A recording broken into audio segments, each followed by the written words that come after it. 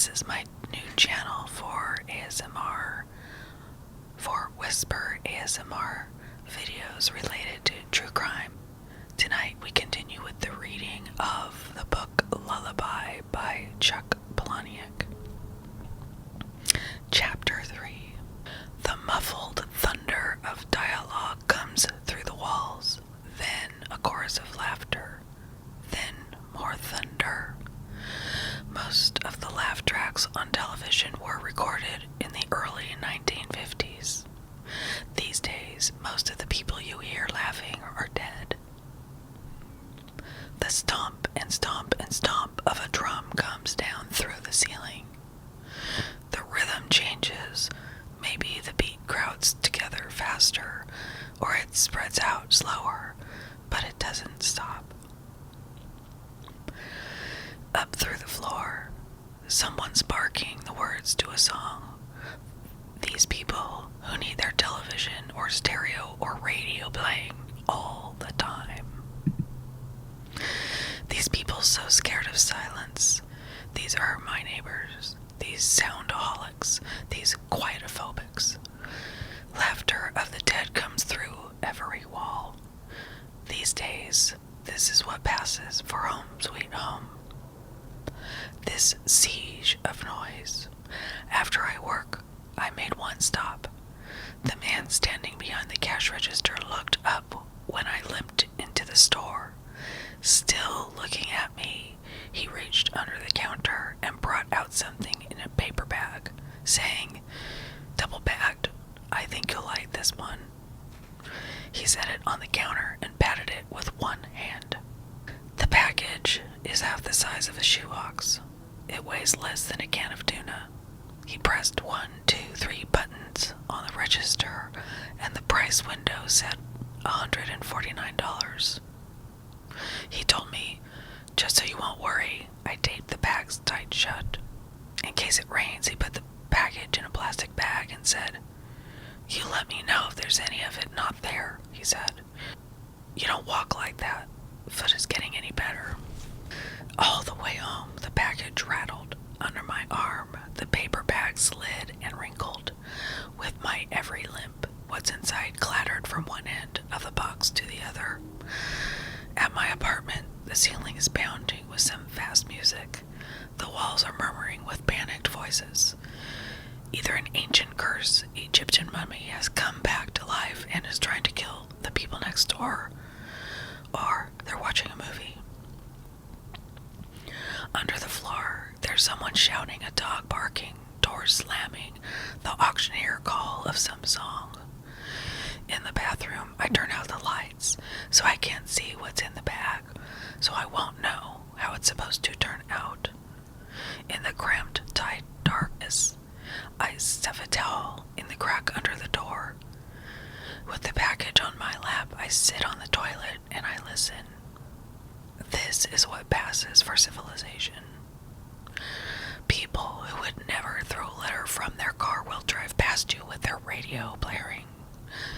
People who never blow cigar smoke at you in a crowded restaurant will bellow into their cell phone. They'll shout at each other across the space of a dinner plate.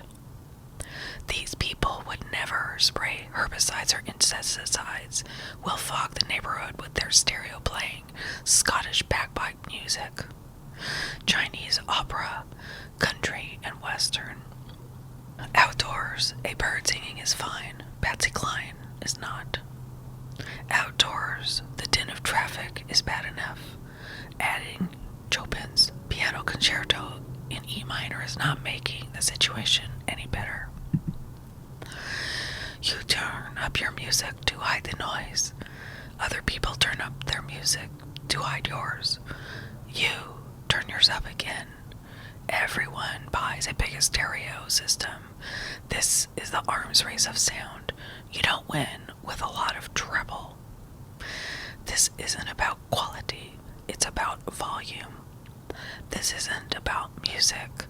This is about winning. You stomp the competition with the bass line. You rattle windows. You drop the melody line and shout the lyrics. You put in foul language and come down hard. this is really about power. In the dark room, sitting on the toilet, I fingernail the tape open at one end of the package, and what's inside is a square cardboard box, smooth, soft, and furred at the edges.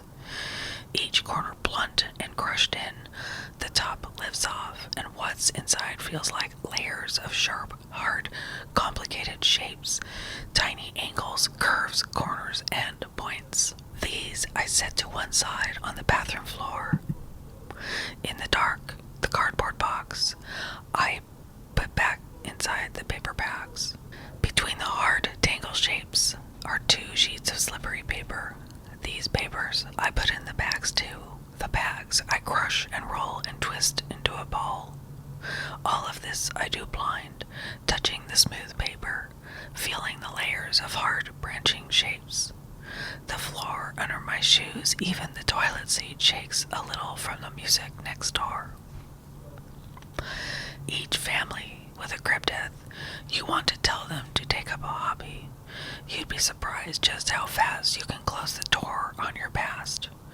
No matter how bad things get, you can still walk away, learn needlepoint, make a stained glass lamp. I carry the shapes to the kitchen, and in the light, they're blue and gray and white. They're brittle, hard plastic, just tiny hands, tiny shingles and shutters and barge boards, tiny steps and columns and window frames. If it's a house or a hospital, you can't tell. There are little brick walls and little doors spread out on the kitchen table. It could be the parts of a school or a church. Without seeing the picture on the box, without the instruction sheets, the tiny gutters and dormers might be for a train station or a lunatic asylum, a factory or a prison. No matter how you put it together, you're never sure if it's right. The little pieces, the cupolas and chimneys, they twitch with each beat of noise coming through the floor. These musicaholics, these calmophobics, no one wants to admit we're addicted to music. That's just not possible. No one's addicted to music and television and radio. We just need more of it, more channels, a larger screen, more volume. We can't bear to be without it. But no, nobody's addicted. We could turn it off anytime we wanted. I fit a window frame into a brick wall with a little brush the size of a fingernail. The glue smells like hairspray. The smell tastes like oranges and gasoline. The pattern of the bricks on the wall is as fine as your fingerprint. Another window fits in place and I brush on more glue. The sound shivers through the walls, through the table, through the window frame, and into my finger. These distractionaholics, these focus phobics. Old George Orwell got it backward. Big Brother isn't watching. He's singing and dancing. He's pulling rabbits out of a hat. Big Brother's busy, holding your attention every moment you're awake. He's making sure you're always distracted. He's making sure you're fully absorbed. He's making sure your imagination withers until it's as useful as your appendix. He's making sure your attention is always filled. And this is fed. It's worse than being watched. With the world always filling you, no one has to worry about what's in your mind. With everyone's imagination atrophied, no one will ever be a threat to the word. I finger open a button on my white shirt and stuff my tie inside. With my chin tucked down tight against the nut of my tie, I tweezer a tiny pane of glass into each window. Using a razor blade, I cut plastic curtains smaller than a postage stamp. Blue curtains for the upstairs, yellow for the downstairs. Some curtains left open, some drawn shut. I glue them down. There are worse things than finding your wife and child dead. You can watch the world do it, You can watch your wife get old and bored. You can watch your kids discover everything in the world you've tried to save them from: drugs, divorce, conformity, disease. All the nice clean books, music, television, distraction. These people with a dead child, you want to tell them, go ahead, blame yourself. There are worse things you can do to the people you love than kill them. The regular way is just to stop and watch the world do it.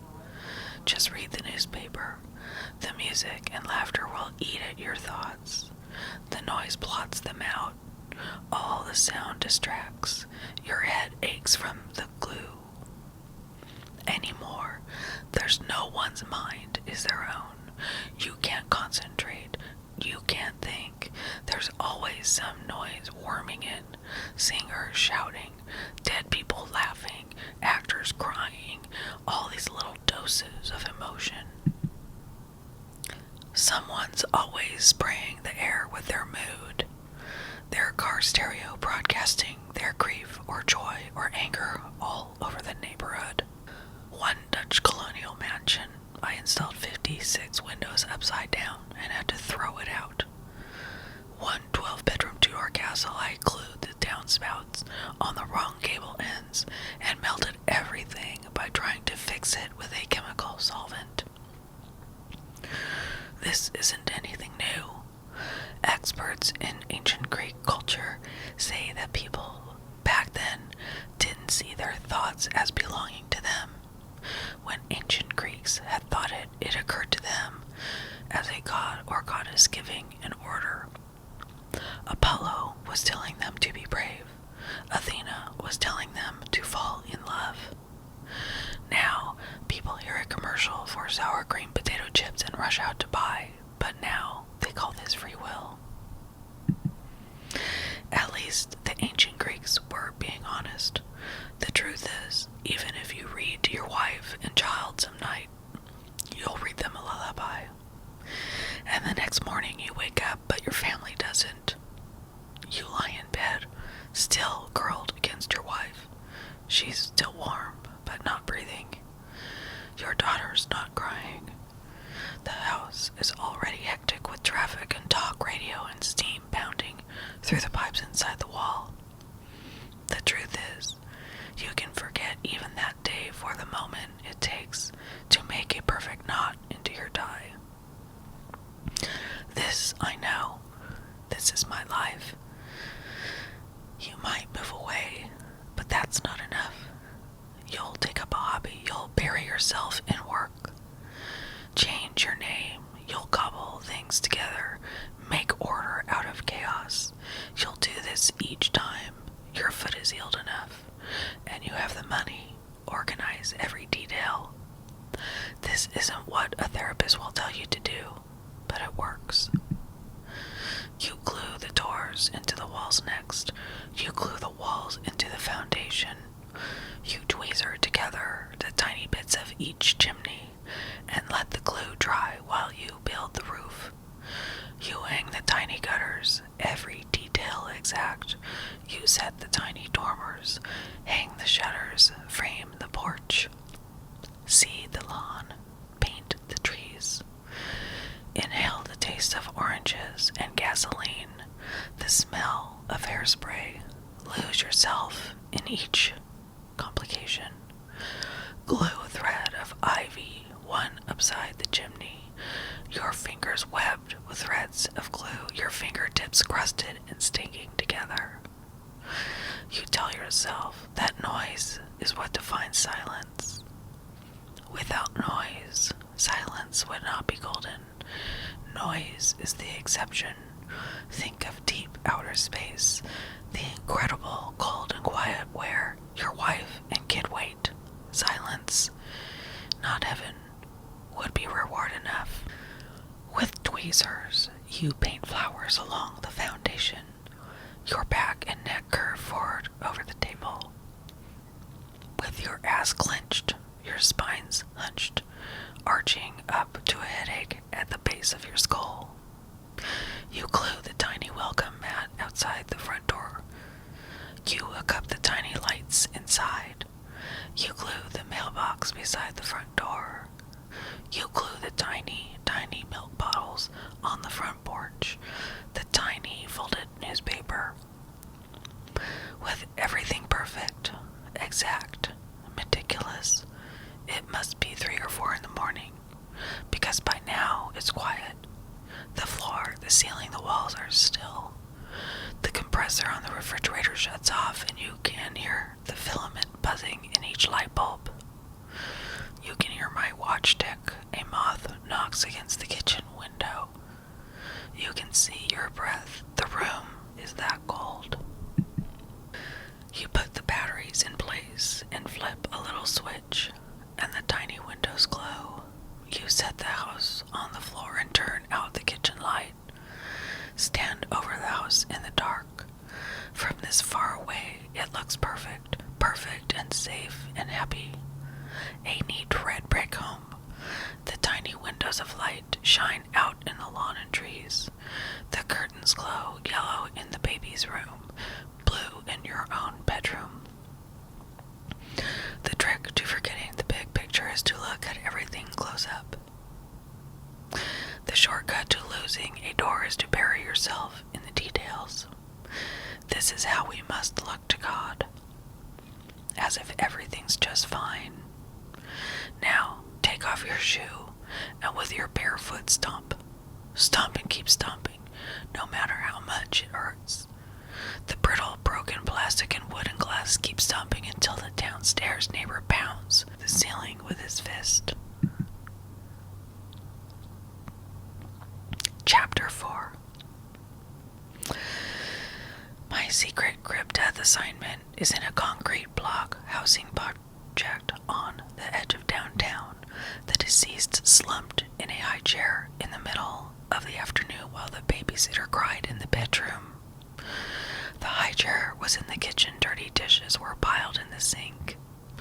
Back in the city room, Duncan, my editor, asks, single or double sink? Another detail about Duncan is when he talks, he spits.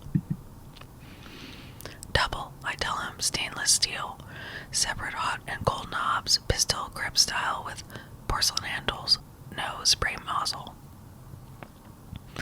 And Duncan says, the model of refrigerator, little spits of his saliva flash in the office lights. A manna, I say.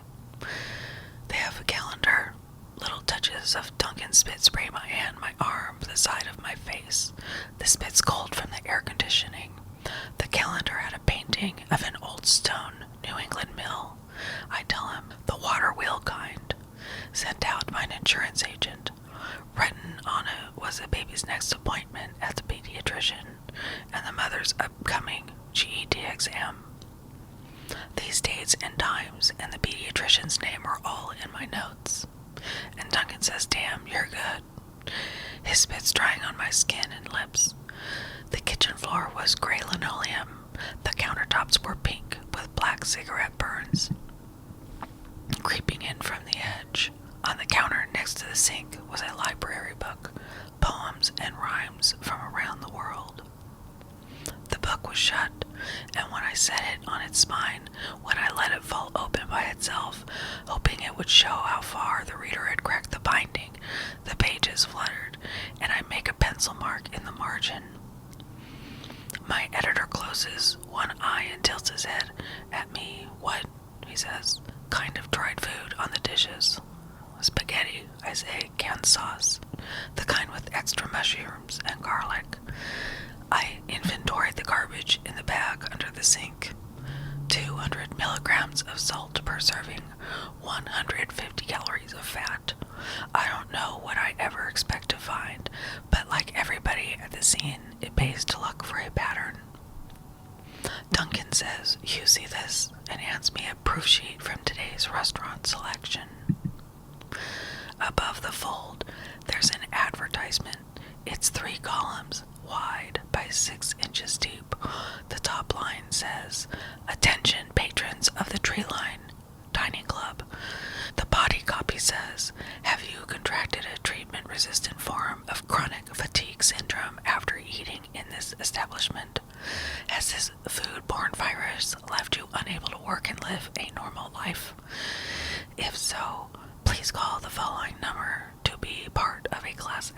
lawsuit. Then there's a phone number with a weird prefix, maybe a cell phone. Duncan says, "You think there's a story here?" And the page is dotted with his spit. Here, in the sitting room, my pager starts to beep. It's the paramedics. In journalism school, what they want you to be is a camera. A trained, objective, detached professional. Accurate, polished, and observant. They want you to believe that the news and you are always two separate things. Killers and reporters are mutually exclusive. Whatever the story, this isn't about you. My third baby is in a farmhouse 2 hours downstate. My fourth baby is in a condo near a shopping mall. One paramedic leads me to a back room saying, "Sorry, we called you out on this one." His name is John Nash, and he pulls his sheet off a child in bed, a little boy too perfect, too peaceful, too white to be asleep. Nash says, "This one's almost 6 months old." The details of our Nash are, he's a big guy in a white uniform. He wears high-top white track shoes and gathers his hair in a little palm tree at the crown of his head. "We could be working in Hollywood," Nash says. "With this kind of clean, bloodless death, there's no death agonies, no reverse peristalsis. The death throws where your digestive system works backward, and you vomit fecal matter. You start puking shit," Nash says, "and that's a realistic type death scene." What he tells me about crib death is that it occurs most between 2 and 4 months after birth. Over 90% of deaths occur before 6 months. Most researchers say that beyond 10 months is almost impossible. Beyond a year old, the medical examiner calls the cause of death undetermined. A second death of this nature in a family is considered homicide until proven otherwise. In the condo, the bedroom walls are painted green. The bed has flannel sheets printed with Scotch terriers. All you can smell is an aquarium full of lizards. When someone presses a pillow over the face of a child, the medical examiner calls this a gentle homicide. My fifth dead child is in a hotel room out by the airport. With the farmhouse and the condo, there's the poems and rhymes, the same book from the county library with my pencil mark in the margin. In the hotel room, there's no book. It's a double room with a baby curled up in a queen-size bed next to the bed where the parents slept. There's a color television in an armoire, a 36-inch Zenith with 56 cable channels and 4 local. The carpet's brown, the curtains brown, and blue florals. On the bathroom floor is a wet towel spotted with blood and green shaving gel. Somebody didn't flush the toilet. The bedspreads are dark blue and smell like cigarette smoke. There's no books anywhere.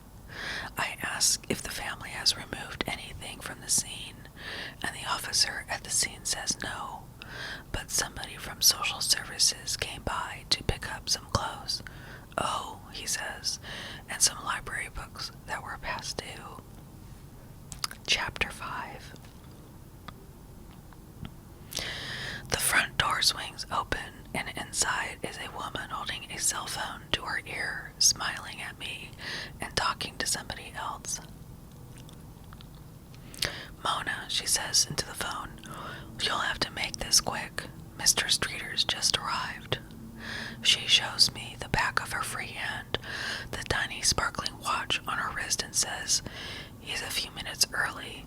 Her other hand, her long pink fingernails with the tips painted white, with her little black cell phone. These are almost lost in the shining pink cloud of her hair. Smiling, she says, "Relax, Mona," and her eyes go up and down me. "Brown sport coat," she says, "brown slacks, white shirt," she frowns and winces, "and a blue tie." The woman tells the phone, middle-aged, 5'10", maybe 170 pounds, Caucasian, brown, green. She winks at me and says, his hair's a little messy and he didn't shave today, but he looks harmless enough. She leans forward a little and mouths, my secretary. Into the phone, she says, what? She steps aside and waves me in the door with her free hand.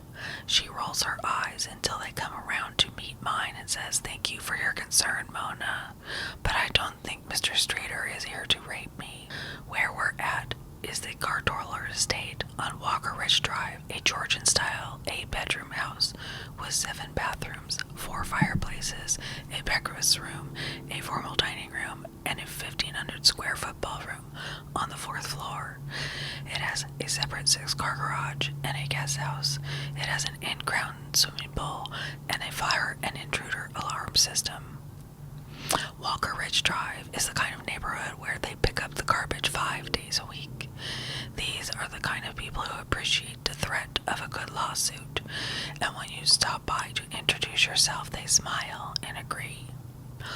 The Gardollar estate is beautiful. These neighbors won't ask you to come inside.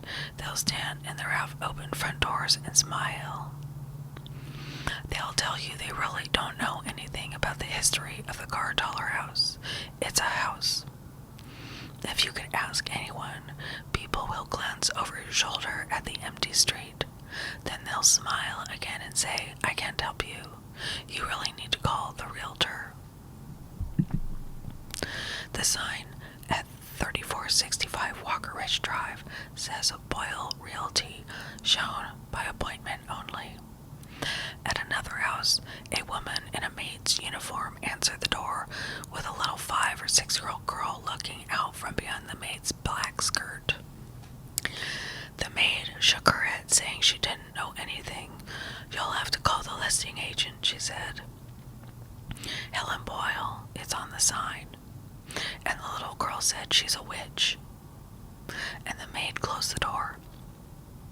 Now, inside the Gardollar house, Helen Hoover Boyle walks through the echoing white, empty rooms.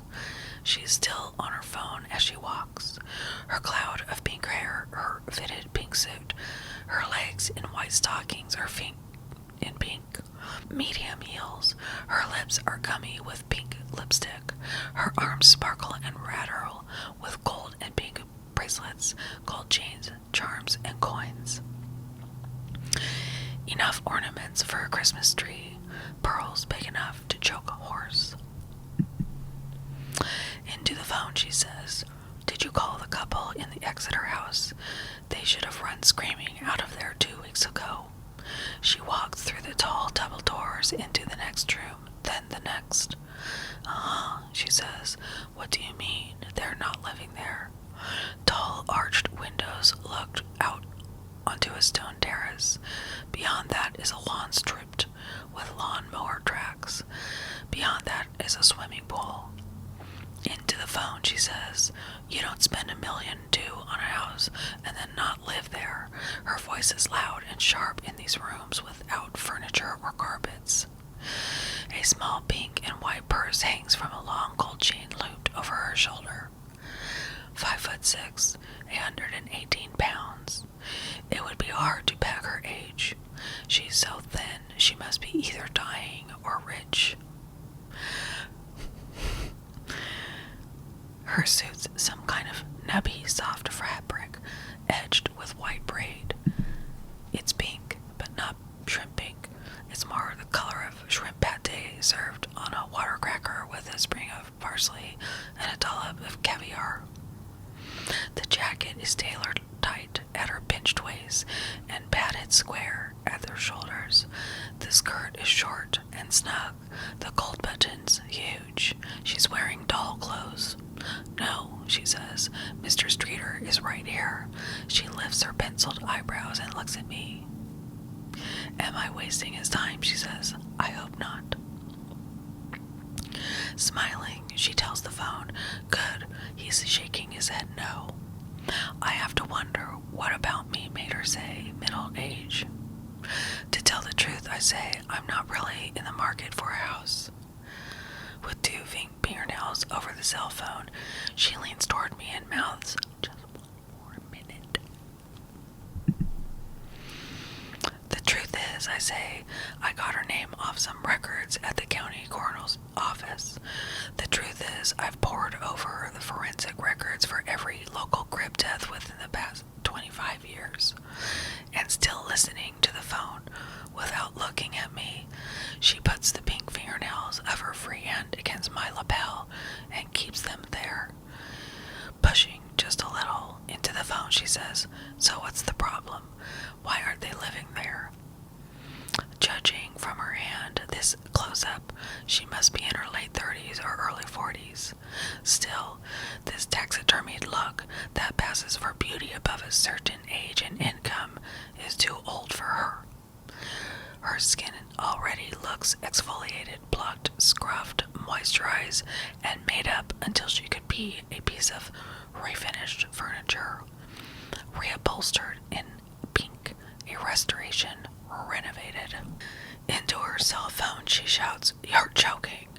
"Yes, of course I know what a teardown is," she says. "That's a historic house." Her shoulders draw up, tight against each side of her neck, and then drop. Turning her face away from the phone, she sighs with her eyes closed. She listens, standing there with her pink toes and white legs mirrored upside down in the dark wood floor. Reflected deep in the wood, you can see the shadows inside her skirt. With her free hand cupped over her forehead, she says, "Mona," she says, "we can't afford to lose that listing. If they replace that house, chances are it will be off the market for good." Then she's quiet again, listening, and I have to wonder, since when can't you wear a blue tie with a brown coat? I duck my head to meet her eyes, saying, "Mrs. Boyle, I needed to see her someplace private, outside her office. It's about a story I'm researching." But she waves her fingers between us. In another second, she walks over to a fireplace and leans into it, breathing her free hand against the mantel, whispering, "When the wrecking ball swings, the neighbors will probably stand and cheer." A wide doorway opens from this room into another white room with wood floors and a complicated carved ceiling painted white. In the other direction, a doorway opens on a room lined with empty white bookshelves. "Maybe we could start a protest," she says. "We could write some letters to the newspaper." And I say I'm from the newspaper. Her perfume is the smell of leather car seats and old wilted roses and cedar chest lining. And Helen Hoover Boyle says, "Mona, hold on." And walking back to me, she says, "What were you saying, Mr. Streeter?" Her eyelashes blink once, twice, fast, waiting. Her eyes are blue. "I'm a reporter from the newspaper." "The Exeter House is a lovely historic house some people want to tear down," she says, with one hand cupped over the phone. 7 bedrooms, 6,000 square feet, all cherry paneling throughout the first floor. The empty room is so quiet you can hear a tiny voice on the telephone saying, "Helen." Closing her eyes, she says, "It was built in 1935, and she tilts her head back. It has radiant steam heat, 2.8 acres, a tile roof," and the tiny voice says, "Helen, a game room," she says, "a web bar, a home gym room. The problem is I don't have this much time. All I need to know," I say, "is, did you ever have a child?" "A butler's pantry," she says, "a walk-in refrigerator." I say, "Did her son die of crib death about 20 years ago?" Her eyelashes blink once, blink twice, and she says, "Pardon me." I need to know if she read out loud to her son. His name is Patrick. I want to find all existing copies of a certain book. Holding her phone between her ear and the padded shoulder of her jacket, Helen Boyle snaps open her pink and white purse and she takes out a pair of white gloves. Flexing her fingers into each glove, she says, "Mona, I need to know if she might still have a copy of this particular book. I'm sorry, but I can't tell her why." She says, I'm afraid Mr. Streeter will be of no use to us. I need to know if they did an autopsy on her son. To me, she smiles. Then she mouths the words, "Get out." And I raise both my hands, spread open toward her, and start backing away. I just need to make sure every copy of this book is destroyed. And she says, Mona, please call the police. Chapter 6. In cryptests, it's standard procedure to assure the parents that they've done nothing wrong. Babies do not smother in their blankets. In the Journal of Pediatrics, in a study published in 1945 called Mechanical Suffocation During Infancy, researchers proved that no baby could smother in bedding. Even the smallest baby placed face down on a pillow or mattress could roll enough to breathe. Even if the child had a slight cold, there's no proof that it's related to the death. There's no proof to link DPT, diphtheria, pertussis, tetanus, inoculations, and sudden infant death syndrome. Even if the child had been to the doctor hours before, it still may die. A cat does not sit on the child and suck out its life. All we know is we don't know. Nash, the paramedic, shows me the purple and red bruises on every child, livor mortis, where the oxygenated hemoglobin settles into the lowest part of the body. The bloody froth seeking from the nose and mouth is what the medical examiner calls purge fluids, a natural part of decomposition. People desperate for an answer will look at livor mortis, at purge fluids, even a diaper rash, and assume child abuse. The trick to forgetting the big picture is to look at every close-up. The shortcut to closing any door is to bury yourself in the little details, the facts. The best part of becoming a reporter is you can hide behind your notebook. Everything is always research. At the county library, in the juvenile section, the book is back on the shelf, waiting. Poems and rhymes from around the world. And there's a poem, a traditional African poem. The book says it's 8 lines long, and I don't need to copy it. I have it in my notes from the very first baby, the trailer house in the suburbs. I tear out the page and put the book back on the shelf. In the city room, Duncan says, "How's it going on the dead baby beat?" He says, "I need you to call this number and see what's what," and he hands me a proof sheet from the lifestyle section, an ad circled in pen. 3 columns by 6 inches deep, the copy says, "Attention patrons of the Meadow Downs Fitness and Racket Club." It says, "Have you contracted a flesh-eating fungal infection from the fitness equipment or personal contact surfaces in their restrooms? If so, please call the following number to be part of a class action lawsuit." At the phone number in question, a man's voice answers, "Deemer, Duke, and Diller, attorneys at law." The man says, "We'll need your name and address for the record." Over the phone, he says, "Can you describe your rash, size, location, color, tissue loss, or damage? Be as specific as possible." "There's been a mistake," I say. "There's no rash." I say, "I'm not calling to be in the lawsuit." For whatever reason, Helen Hoover Boyle comes to mind. When I say I'm a reporter for the newspaper, the man says, "I'm sorry, but we're not allowed to discuss the matter until the lawsuit is filed." I call the Racket Club, but they don't talk either. I call the Tree Line Dining Club from the earlier ad, but they won't talk. The phone numbers in both ads are the same one. With the weird cell phone prefix, I call it again, and the man's voice says, "Diller, Doom, and Duke, attorneys at law," and I hang up. In journalism school, they teach you to start with your most important fact, the inverted pyramid, they call it. Put the who, what, when, where, and why at the top of the article. Then list the lesser facts in descending order. That way, an editor can lop off any length of story without losing anything too important.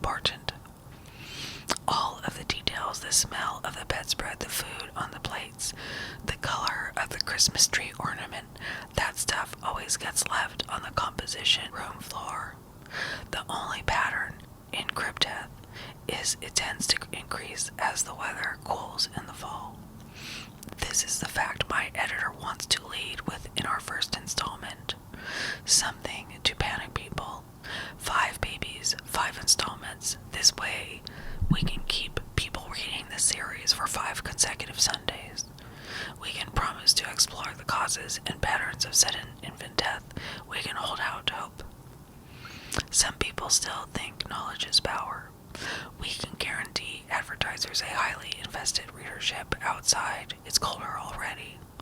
Back at the city room, I asked my editor to do me a little favor. I think maybe I've found a pattern. It looks as if every parent might have read the same poem out loud to their child the night before it died. All 5, he says. I say, let's try a little experiment. This is late in the evening and we're both tired from a long day. We're sitting in his office and I tell him to listen. It's an old song about animals going to sleep.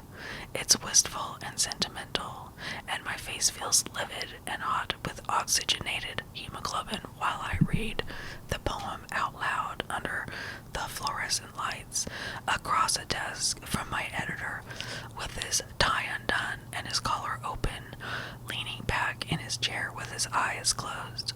His mouth is open a little. His teeth and his coffee mug are stained the same coffee brown. What's good is we're alone, and it only takes a minute.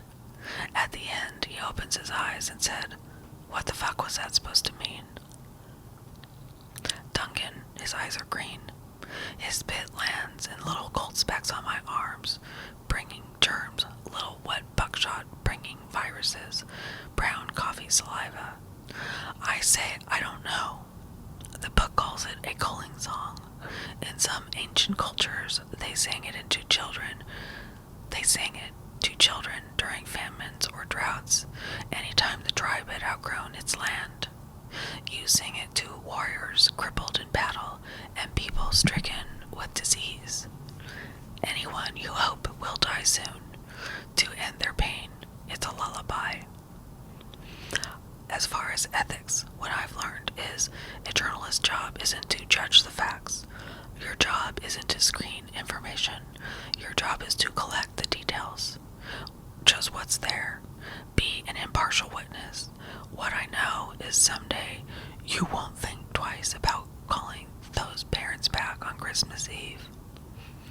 Duncan looks at his watch, then at me, and says, "So what's your experiment?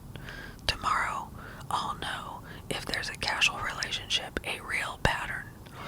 It's just my job to tell a story I put through his paper shredder.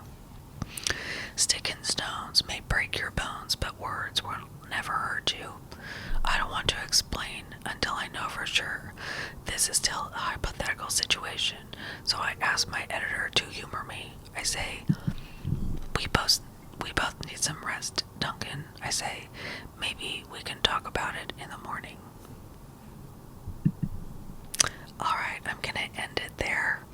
Thank you for joining me. Please hit one of those buttons, subscribe, and let me know if you have any feedback or what you think of the story so far.